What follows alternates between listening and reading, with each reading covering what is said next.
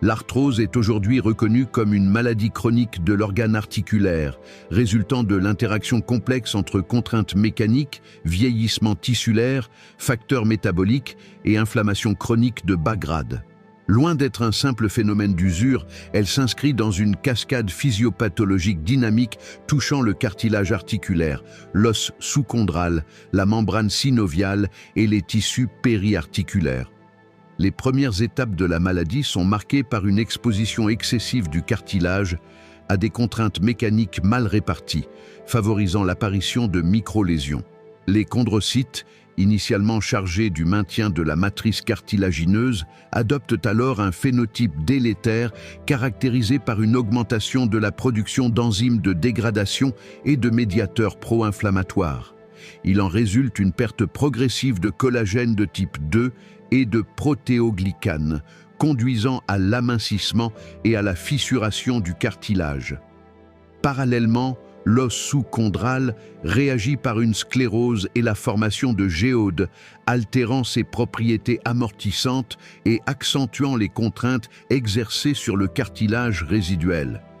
La libération de débris cartilagineux dans l'articulation induit une synovite inflammatoire chronique modérée, qui entretient la dégradation tissulaire et contribue à la symptomatologie douloureuse.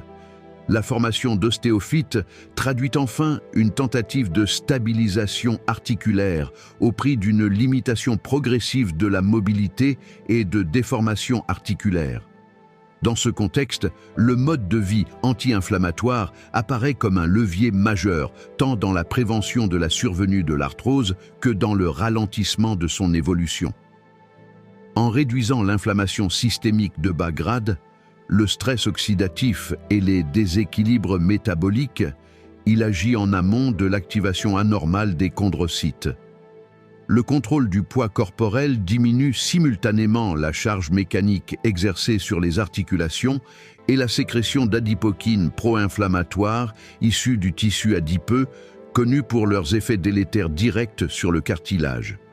L'activité physique régulière et adaptée joue un rôle central dans cette approche intégrée. Elle favorise une répartition harmonieuse des contraintes, stimule le métabolisme cartilagineux, renforce la musculature périarticulaire et induit la libération de myokines aux propriétés anti-inflammatoires. Associée à une alimentation riche en nutriments à potentiel anti-inflammatoire et antioxydant, à un sommeil de qualité et à une gestion efficace du stress, elle contribue à atténuer la synovite, à moduler la